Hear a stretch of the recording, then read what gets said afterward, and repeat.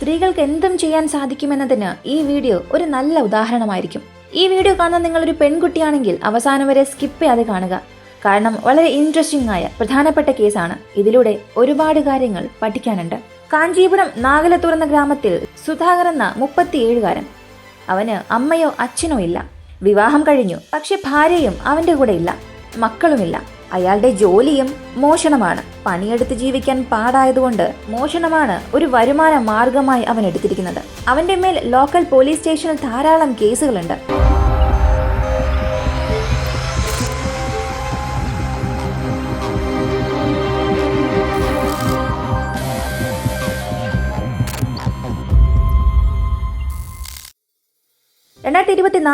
July മാസം 22 കാഞ്ചീപുരം ബാലജപത് എന്ന സ്ഥലത്തെ ചെല്ലിയമൺ നഗർ എന്ന പ്രദേശത്ത് അന്നത്തെ ദിവസം രാത്രി മോഷ്ടിക്കാനായി പോകുന്നു.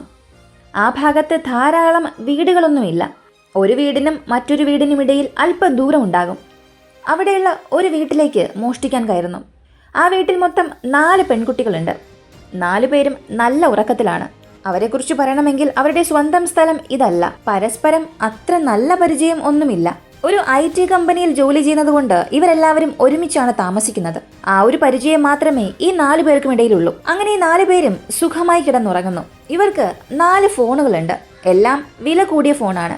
ഐഫോൺ, സാംസങ് പോലുള്ള വില കൂടിയ ഫോണുകൾ. വീട്ടിൽ കയറിയ ഉടനെ തന്നെ അവൻ ആ 4 ഫോണുകളും എടുത്തു. അവൻ ആ വീട്ടിലേക്ക് വന്നതും പോയതും ആരും കണ്ടിട്ടില്ല. വീട്ടിൽ ക്യാമറയുമില്ല. അതുകൊണ്ട് മോഷ്ടിക്കാൻ വന്നവനെ കുറിച്ച് ആർക്കും ഒന്നും അറിയില്ല. ഇപ്പൊ രാവിലെ 6 മണിയായി. 4 പെൺകുട്ടികളിൽ ഒരാൾ ഉണർന്നു. തന്റെ അടുത്തുണ്ടായിരുന്ന ഫോൺ നോക്കുന്നു. പക്ഷേ ഫോൺ കാണാനില്ല.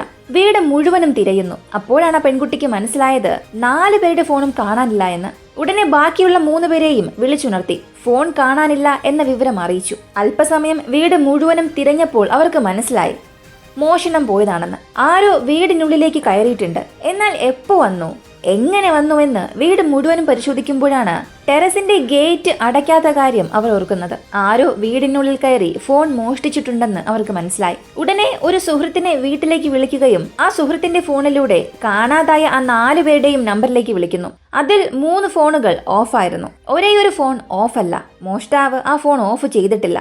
ആ നമ്പറിലേക്ക് കോള് പോയ ഉടനെ അയാൾ ആ കോൾ അറ്റൻഡും ചെയ്തു. ഇപ്പൊ പെൺകുട്ടി സംസാരിക്കാൻ തുടങ്ങി. സർ, നിങ്ങളുടെ കയ്യിലിരിക്കുന്നത് എന്റെ ഫോണാണ്. ദയവായി അത് തിരികെ തരണം. വളരെ പ്രധാനപ്പെട്ട കോണ്ടാക്ട്സും ഫോട്ടോസും എല്ലാം ഉണ്ട്. ആ ഫോൺ തിരികെ നൽകിയാൽ നിങ്ങൾ ആവശ്യപ്പെടുന്ന പണം ഞാൻ നൽകാം. ഇങ്ങനെ കൂട്ടത്തിലെ ഒരു പെൺകുട്ടി അവനോട് ചോദിച്ചു. മറ്റു 3 പെൺകുട്ടികളും ഒന്നും മിണ്ടിയില്ല. ഈ സമയം മോഷ്ടാവ് പെൺകുട്ടിയോട് സംസാരിക്കാൻ തുടങ്ങി. ഭാര്യയോ മക്കളോ ബന്ധമോ സ്വന്തമോ എന്ന് പറയാൻ ആരുമില്ലാത്ത ഒരാൾക്ക് ഒരു പെൺകുട്ടിയുടെ ശബ്ദം കേട്ടപ്പോൾ അവളോട് സംസാരിക്കണമെന്ന് തോന്നി. എന്തോ ഒരു ഇഷ്ടം തോന്നി.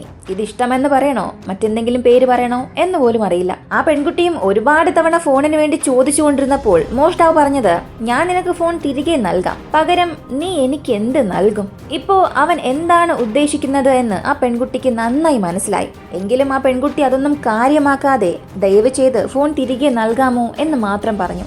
ഇപ്പോൾ ആ സുധാകർ എന്ന മോഷ്ടാവ് പറഞ്ഞത്, 1/2 മണിക്കൂർ നീ എന്റെ കൂടെ താമസിക്കുകയാണെങ്കിൽ നിന്റെ ഫോൺ ഞാൻ തിരികെ നൽകാമെന്ന്. ഇത് കേട്ടപ്പോൾ പെൺകുട്ടിക്ക് ഒരു ബുദ്ധി തോന്നി. എനിക്ക് ഒരല്പം ആലോചിക്കണം, ഞാൻ ആലോചിച്ചിട്ട് അല്പസമയം കഴിഞ്ഞ് വിളിക്കാം എന്ന് പറഞ്ഞ് ആ കോള് കട്ട് ചെയ്തു. എന്നിട്ട് ഇവർക്കിടയിൽ നടന്ന ആ ഒരു സംഭാഷണത്തെക്കുറിച്ച് അവൾ മറ്റുള്ളവരോട് പറഞ്ഞു. ഇപ്പോ എന്ത് ചെയ്യാമെന്നുള്ളത് ഈ 4 പേരും ചേർന്ന് പദ്ധതി ഇടാൻ തുടങ്ങി. എന്തായാലും നമ്മുടെ വഴിക്ക് അവനെ കൊണ്ടുവരാൻ സാധിക്കില്ല.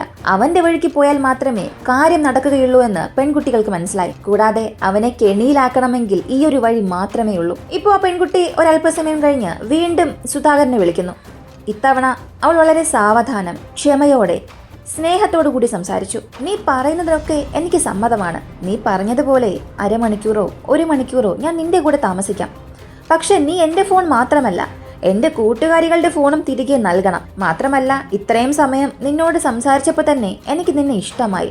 ഞാനും നിന്നെ പ്രണയിക്കുകയാണ്. എനിക്ക് നിന്റെ കൂടെ ജീവിക്കണമെന്ന് വാക്കുകളിലൂടെ തന്നെ പതിയെ പതിയെ അവനെ കെണിയിൽ വീഴ്ത്താൻ തുടങ്ങി. ഒരു പെൺകുട്ടി ഇത്രയും പെട്ടെന്ന് ഒരാളെ പ്രണയിക്കുമോ?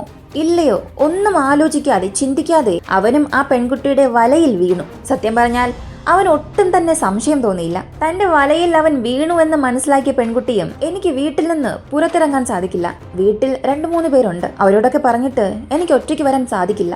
അതുകൊണ്ട് എങ്ങനെയാണോ നീ അന്ന് മോഷ്ടിക്കാൻ ആരും അറിയാതെ വീട്ടിലേക്ക് കയറിയത്, അതുപോലെ നീ വീണ്ടും വരണം. പഴയതുപോലെ എല്ലാവരും ഉറങ്ങിയതിനു ശേഷം നീ വന്നാൽ മതി. നിനക്ക് വേണ്ടി ഞാൻ മുറിയിൽ കാത്തിരിക്കാം എന്ന് പറഞ്ഞു. ഇത് കേട്ട സുധാകർ അവളെ അന്ധമായി തന്നെ വിശ്വസിച്ചു. അങ്ങനെ മോഷണം നടത്തിയ 3-ാമത്തെ ദിവസം വീണ്ടും അവൻ അതേ വീട്ടിലേക്ക് പോകുന്നു. ആരും അറിയാതെ രാത്രി 1 മണിക്ക് ശേഷം കടക്കുന്നു. അകത്തേക്ക് വന്ന സുധാകരനെ ആ പെൺകുട്ടി ബാത്റൂമിനുള്ളിലേക്ക് കൂട്ടിക്കൊണ്ടു പോകുന്നു. ആദ്യം അവനാണ് ബാത്റൂമിനുള്ളിലേക്ക് കയറിയത്. അവൻ കയറിയ ഉടനെ തന്നെ ആ പെൺകുട്ടി പുറകിൽ നിന്ന് ഡോർ വലിച്ചടയ്ക്കുന്നു. സത്യം പറഞ്ഞാൽ അപ്പോഴാണ് അവന് സംഭവം എന്താണെന്ന് തന്നെ മനസ്സിലായത്. ഉടനെ ഉറങ്ങുന്നത് പോലെ അഭിനയിച്ച മറ്റു 3 പെൺകുട്ടികളും എഴുന്നേൽക്കുന്നു. മൊത്തത്തിൽ ആ 4 പേരും ചേർന്ന് അവനെ കെണിയിലാക്കിയതായിരുന്നു. അടുത്ത അല്പസമയം പോലും കളയാതെ തൊട്ടടുത്തുണ്ടായിരുന്ന അയൽവാസികളെല്ലാം നേരിട്ട് ചെന്ന് വിളിക്കുന്നു. വീടിനുള്ളിലേക്ക് ഒരു കള്ളൻ കയറി. അവനെ ഞങ്ങൾ വീടിനുള്ളിൽ ബാത്റൂമിനുള്ളിൽ പൂട്ടിയിട്ടിട്ടുണ്ട്, എല്ലാവരും ഒന്ന് വരണമെന്ന് പറഞ്ഞ് വിളിക്കുന്നു. അയൽവാസികളായ സ്ത്രീകളും പുരുഷന്മാരും എല്ലാം ആ വീടിനുള്ളിലേക്ക് കയറുന്നു. ബാത്റൂം തുറന്നു നോക്കിയപ്പോൾ അകത്ത് കള്ളനുണ്ട്. സുധാകരന് ഇപ്പൊ ഒന്നും ചെയ്യാൻ സാധിക്കുന്നില്ല. സംഭവം അറിഞ്ഞ് വീടിനുള്ളിലേക്ക് വന്ന പുരുഷന്മാരെല്ലാം അവനെ ചുറ്റി വളഞ്ഞ് മർദ്ദിക്കാൻ തുടങ്ങി. കൂട്ടത്തിലുണ്ടായിരുന്ന ഒരാൾ അതേസമയം പോലീസിനെ വിവരം അറിയിച്ചു. അല്പസമയത്തിൽ പോലീസും വന്ന് അവനെ അറസ്റ്റ് ചെയ്തു. അടുത്ത ചില മണിക്കൂറിൽ തന്നെ അവനെ അവന്റെ വീട്ടിലേക്ക് കൊണ്ടുപോയി മോഷ്ടിച്ച 4 ഫോണുകളും തിരികെ വാങ്ങുന്നു. ആ ഫോണുകൾ ആ പെൺകുട്ടികളുടെ കൈകളിലേക്ക് കൊടുക്കുകയും ചെയ്തു. കൂടാതെ നിങ്ങൾ ചെയ്തത് വളരെ ബുദ്ധിപരമായ ധൈര്യമായ കാര്യമാണെന്ന് പറഞ്ഞ് അവരെ അഭിനന്ദിക്കുകയും ചെയ്തു.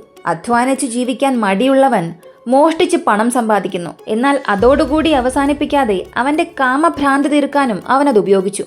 അതിനുള്ള ശിക്ഷയും അവന് ലഭിച്ചു. കൂടാതെ ആ പെൺകുട്ടികൾ അവർ ചെയ്ത കാര്യം തീർച്ചയായും പ്രശംസ അർഹിക്കുന്ന തന്നെയാണ്. ചിലർക്കൊക്കെ ഈ ഒരു സാഹചര്യം എങ്ങനെ തരണം ചെയ്യണമെന്നോ എന്ത് ചെയ്യണമെന്നോ അറിയില്ലായിരിക്കും. എന്നാൽ ഈ പെൺകുട്ടികൾ വളരെ ധൈര്യത്തോടുകൂടി വിശ്വാസത്തോടുകൂടി എല്ലാം ചെയ്തു. ഏതൊരു സാഹചര്യത്തിലും അവന് ഒരല്പം സംശയത്തിന് പോലും അവർ വഴിയൊരുക്കിയില്ല. അതുകൊണ്ട് തന്നെ പോയ ഫോണും തിരികെ ലഭിച്ചു.